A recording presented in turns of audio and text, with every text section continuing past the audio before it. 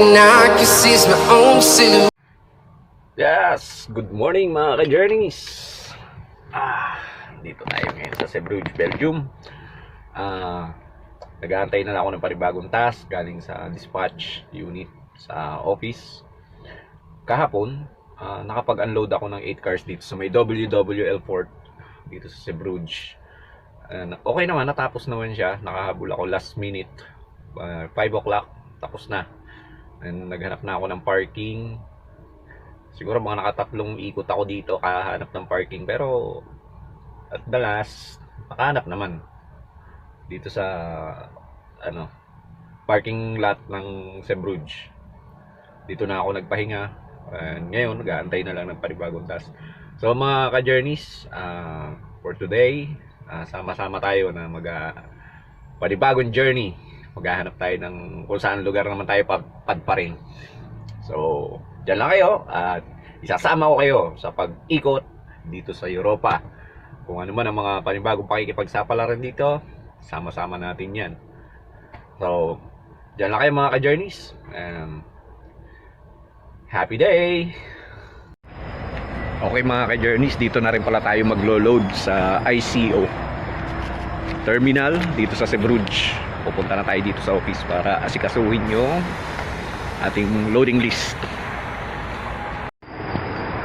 Lakad tayo mga ka-journeys. Andito lang yung ISO office. Yan to, yung malaking building na to. Yun, pupunta tayo doon para kumuha ng number. Tapos ayan, nakita niyo yung mga nakapila na yung mga nakatayo na yan. Ayan, dyan tayo tatambay para titignan natin doon sa board kung anong number yung lalabas para pumasok sa loob.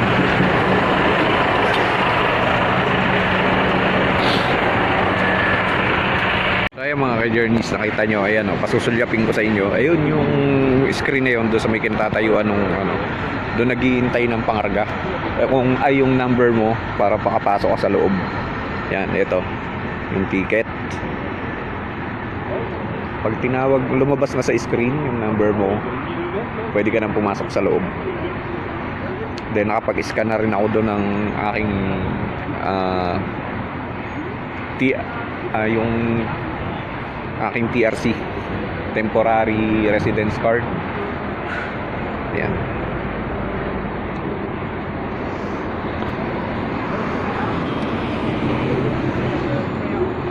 Ang dami mga nakapila. Mga ka-journeys, nakuha ko na yung loading list. Magkakarga ako ng 5 Ford Ranger at dadalhin ito sa Austria, sa Hordemeyer. Ayan yung aking truck. So proceed na tayo, papasok sa loob ng terminal para mag-load. Update ko kayo maya maya mga ka-journeys. Okay mga ka-journeys, pasok tayo sa loob.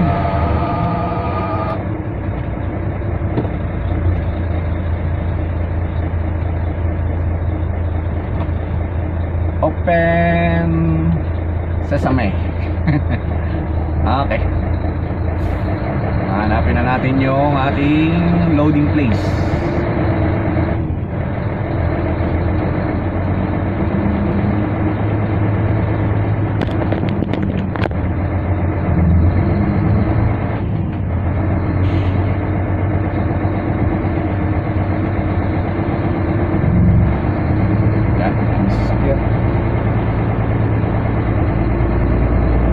ICO Port Terminal in Zeebrugge, Belgium.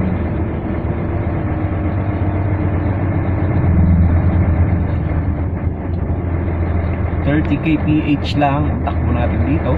Baka tayo ma-violate.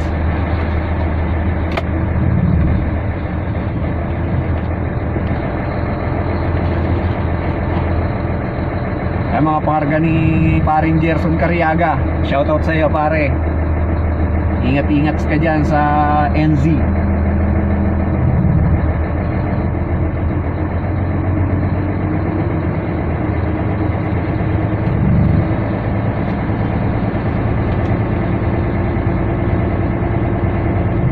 Napakalawak ng port ng ICO.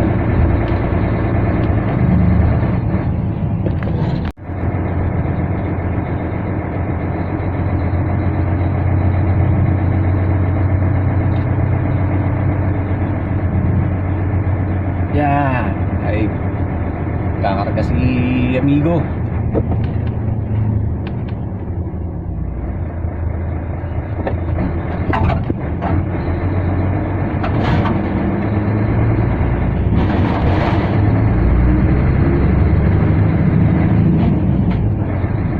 Mga ka-journeys, ang walang kamatayang windmill dito sa Europa. Nagkakarga si amigo. Daming amigo dito.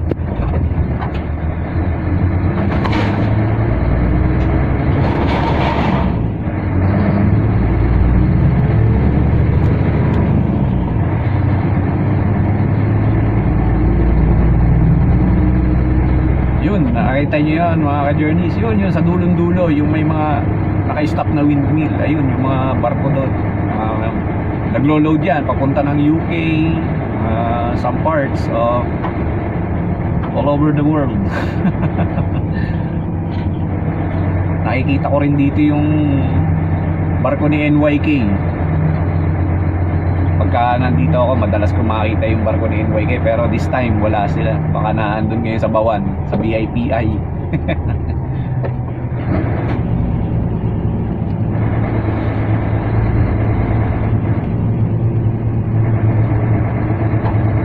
Keep right.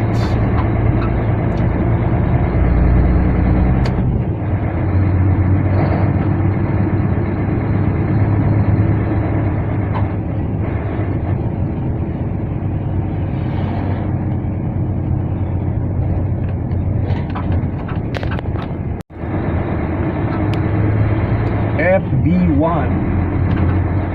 FB1. Saan na si FB1? Baka doon sa kabila. Tayo sa kabila.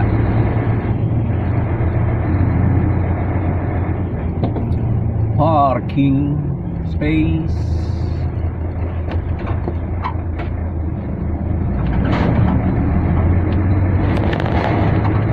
Ito, Ranger.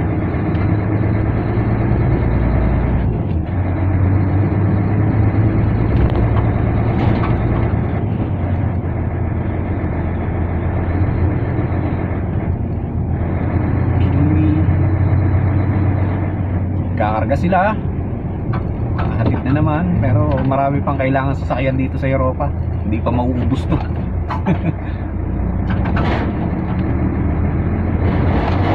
EF HIJ K EF.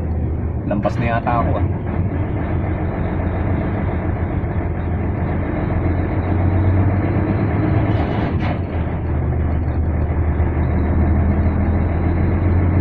Park muna ako dito. Ako, lumampas na yata ako. Wait lang. Akala ko lampas na ako. Buti na lang may mapa akong dala. Legendary map. Dito, bawat port na pupuntahan mo, binibigyan ka nila ng mga mapa, lalo na pagka hindi mo kabisado. First time. Ganyan na ang sinasabi ko, first time lang ako dito. Kaya binibigyan nila ako ng mapa.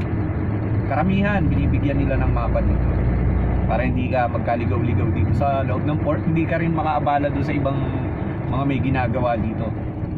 Kaya sa mga aspiring European truck drivers na nandiyan sa Pilipinas, eto, bigyan ko kayo ng tip pagka dito sa port sa Europe. Huwag niyong kalimutan, huwag kayong mahihiya na humingi ng mapa. Bibigyan naman kayo niyan. Hindi nyo lang, first time nyo lang dito, para hindi rin kayo makaabala. Iwas din. So ito, mga ka-journeys, malapit na rin tayo dito.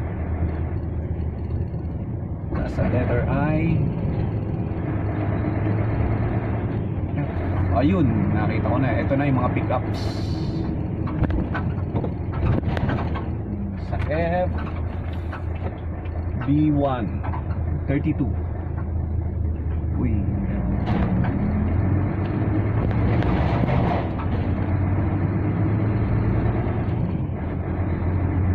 Okay, ayun, ganyan pala yung style nila ng paglo-load. 1, 2, 3, 4, apat kami parga ni kaibigan.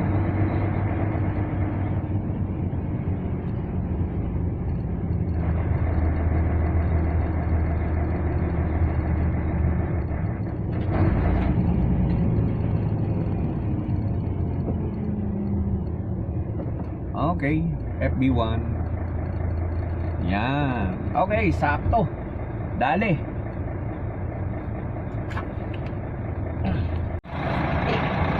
Yo mga ka-journeys, tapos na ako mag-load. Hindi ko na naman ako nakapag-video dahil bawal. Maraming umiikot. Baka makita. Huli. Okay mga ka-journeys, punta naman tayo dito sa opisina uli para ayusin ang dokumento. Okay, update ko kayo maya. So mga ka-journeys, it's time to rest muna ako. 4 o'clock in the morning, tuloy yung journey natin bukas. Travel na tayo papunta ng Austria. So, ano mga ka-journeys, pagod yung katawang lupa ko. Na ako matutulog muna. See you tomorrow mga ka-journeys. Okay, update ko kayo bukas. Good night. Good morning mga ka-journeys. Patuloy na natin ang ating journey for today. Going to Austria. Hindi ko lang alam kung saan tayo abutin ng weekend break. Friday. Tomorrow may takbo pa bukas sa Austria kasi 3 p.m. ang starts ng track ban every Saturday. Bali may track ban pa rin siya kahit tapos na yung mga summer holidays. Track bans nananatili pa rin sa Austria every 3 o'clock in the afternoon. Yan. So konting takbo lang ang magagawa nito bukas. Pero ngayon today, Friday, magte 10 hours driving ako para makalapit-lapit sa destination. So mga ka-journeys, ito natatapos ko lang timpla ng kape. Medyo malamig dito, 7 degrees. Nag-ina rin ako sa akin tako, nagbiging country na ako. So ito, other works 10 minutes and after this going na. So stay na kayo mga ka-journeys. Tuloy na ang ating biyahe. Update ko kayo maya maya. Mga ka-journeys, ang dito ngayon maulan dito sa may Antwerpen. Yan, kaya medyo dahan-dahan lang. Takbo ko ngayon is 75. Dahan-dahan lang. Hindi naman tayo mamadali masyado at weekend break na rin naman bukas, kaya smooth lang.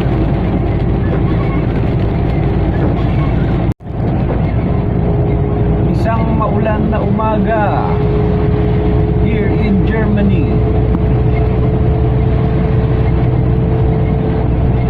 Mamaya 1.5 hours pa may break na 45 hours dahil ako'y mag 10 hours driving for today. It's Friday para makalapit-lapit doon sa destination, para sa Monday konti na lang ang tatakbuhin.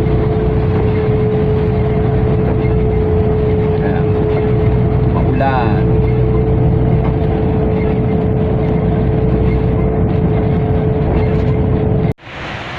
Mga ka-journeys, maulan. Parking muna for 45 minutes break. Ayan. So magbe-break muna ako mga ka-journeys. Dito continuation na uli ang ating biyahe. Update ko kayo.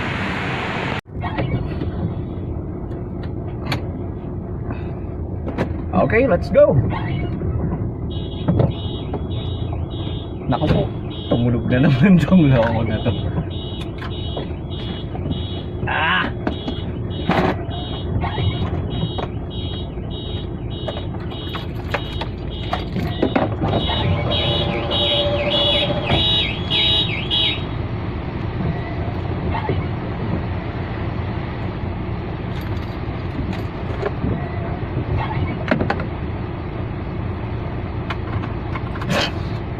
Nag-a-alarm.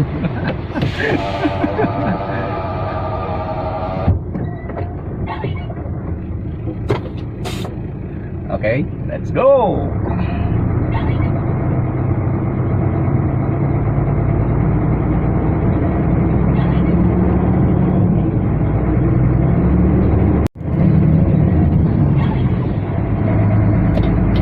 Malamig na, maulan.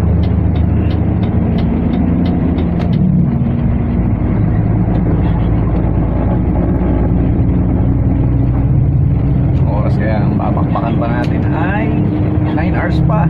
Meron pa akong 704 kilometers.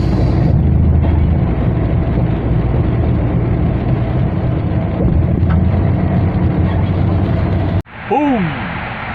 Mga ka-journeys, rest time na, pahinga na muna. Continuation ng ating vlog for biyahe natin ng Austria. Continue ko yan by Monday.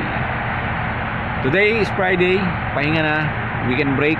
So nagpark muna ako dito sa isang gasoline station dito sa Germany. Nakalampas na ako sa Stuttgart, then proceed na ako to Munich sa Monday. Pero I think tomorrow makakapag-drive ako ng mga ilang oras lang.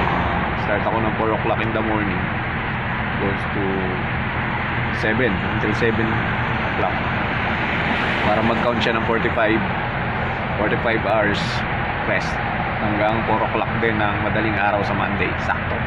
So mga ka-journeys, hanggang dito na lang muna ang aking episode for today. So kita-kita tayo sa susunod kong vlog. Happy weekend and God bless you all. Take a rest. Paalam.